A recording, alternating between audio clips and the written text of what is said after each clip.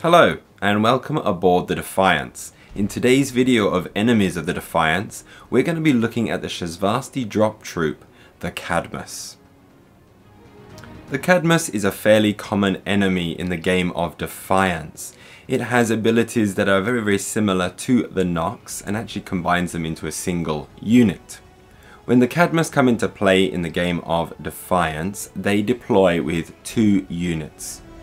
They have 5 hit points, which is 1 more than the Nox team, so they're a little bit tougher to kill.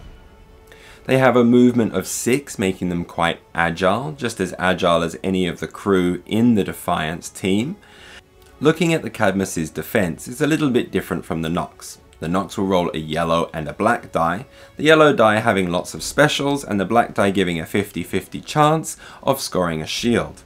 However, the Cadmus only rolls 1 blue die. Now the blue die is a very defense orientated die. However, I have in my experience found that it will roll a lot of blanks as well. I believe 2 faces are blank. However, it also has a double shield in there as well.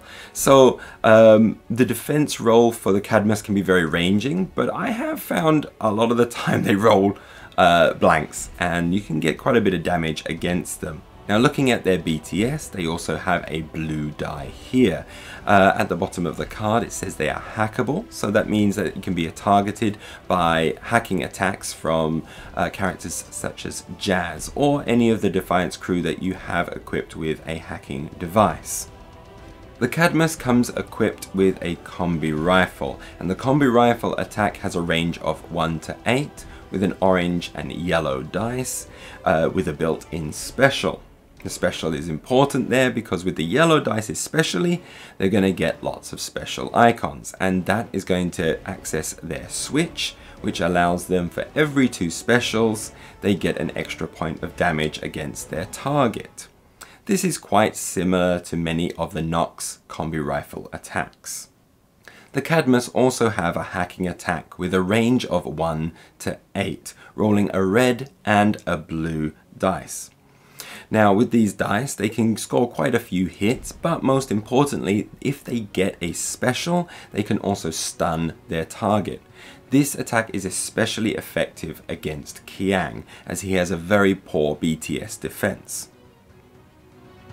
If we have a look at the Cadmus's veteran side, we can see that its hit points have increased from 6 to 7. And also its BTS save has gone from a single blue die to a blue and a black die. Otherwise, its armor save is the same and its movement pool is the same as well. The combi rifle has been upgraded to a red fury, which adds a yellow die, which in turn is going to get you a lot more specials and therefore possibly increase the damage. Its hacking ability is also a little more offensive, using a red and yellow die with an automatic success. And rather than the stun switch triggering on a special, it's triggered whenever causing damage to the target. Another difference that the veteran side has is that it deploys with 3 units on the table compared to the regulars 2.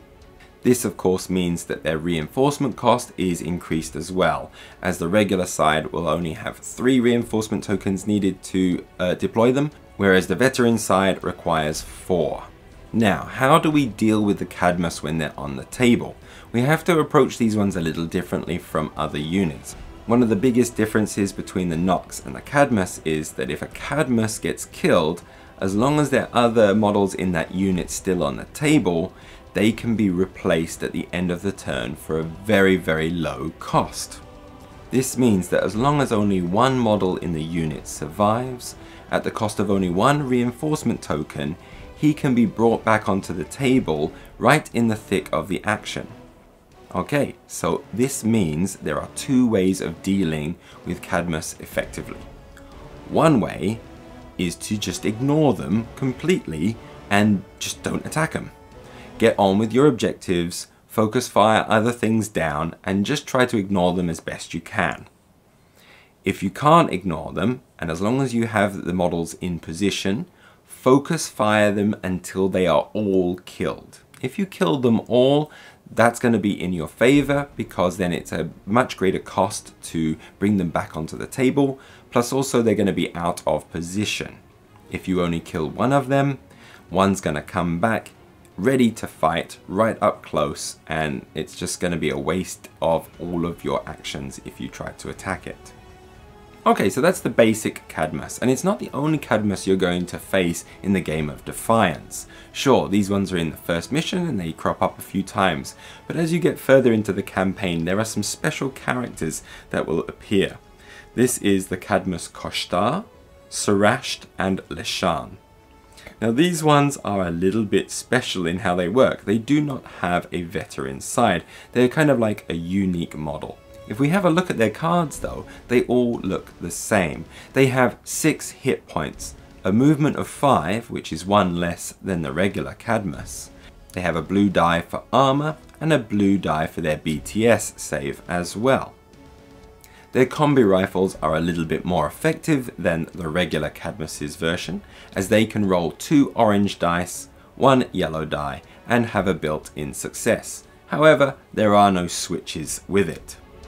Now they only deploy as 1 model for each card, and their reinforcement value is 2. So they can come back fairly quickly, but there is only 1 of them. However, they all have this ability called Morphoscan. So when they get within range of 1 to 4 of another character during their activation, what happens is the Cadmus will flip the card. Now this is where each of them get a little bit interesting and a little bit more unique.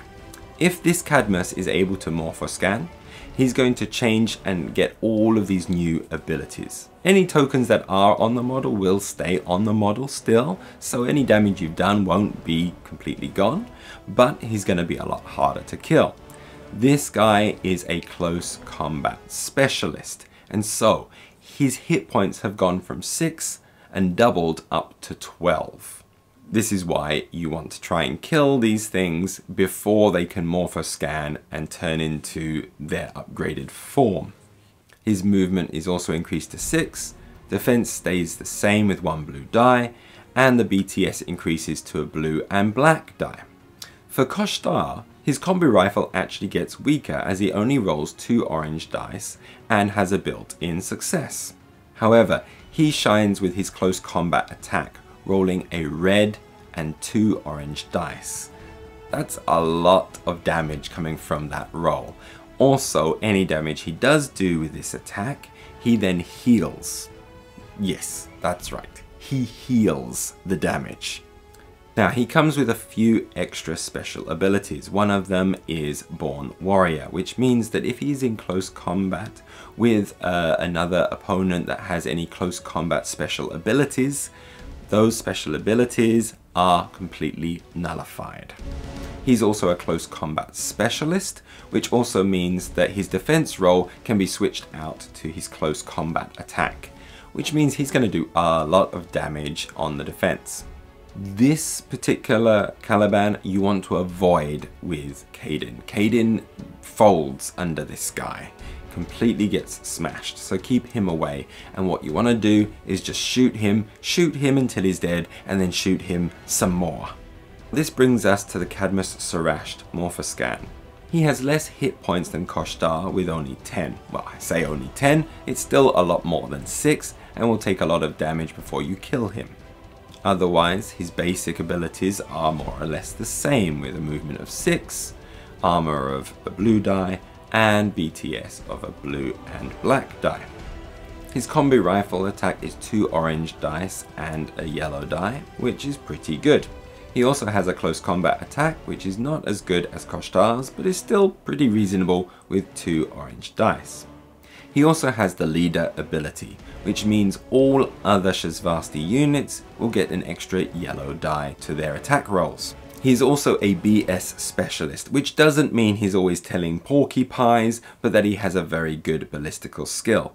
This means that whenever he's attacked with a ranged weapon, he can defend himself with his ranged weapon attack. So he uses his combi rifle attack as his defense. Again, what this means is that if you're shooting at him, you're probably going to take quite a bit of damage yourself as well. So this is the one that you throw Caden at. Caden can go and fly and go and stab him without any worries whatsoever. The final Morphoscan version of the Cadmus we're going to be looking at is Lashan. And he only has 8 hit points. Still more than 6, but it's still pretty easy to take him down. Now that's because he is the hacker of the group. And so this affects his BTS save by giving him, rather than an extra black die, an extra shield. So that's just a permanent shield that he's going to be adding to that roll. Otherwise, the other abilities are more or less the same, with a blue die for his defense. However, his movement is only 5. He does have a combi rifle attack, but this one uses an orange, blue and yellow dice and has no switches. Lashan also has a hacking attack, and this is especially scary against Kiang, as he's going to be rolling a red and orange dice. Now, there's also in there a very cheeky little switch, where if he gets a special and a shield, then he's going to immobilize the target, meaning that the target will not be able to move at all. And in Defiance, your characters are always wanting to move towards their objectives, so getting slowed down by this is not good at all. Now, being a hacker, he is hackable, so you can attack with Jazz. Just understand his BTS defense is pretty strong, so you're still probably better just shooting him or just stabbing him in the face. Now, Lashan is also a hacking specialist, which makes it extra scary for characters like Kiang, as it completely bypasses their BTS save and they have to rely on their hacking device for the save roll. This means that Jazz could probably do quite well at defending herself against these attacks, but Kiang, he's going to be awful unless you spend a lot of points buying him a hacking device just to defend him against this one model, which you're probably not going to do.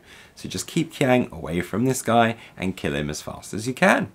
So there's one ability that I didn't mention that's on all 3 of these, and that's the I'll be back, which basically just tells you to flip the card back to its regular side and then put it at the bottom of the available units deck, as you would normally do with anything that does respawn later in the game.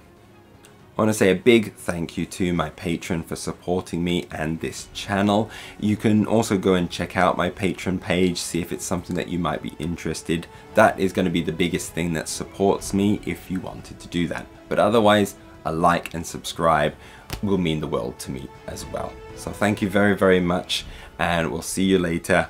Goodbye.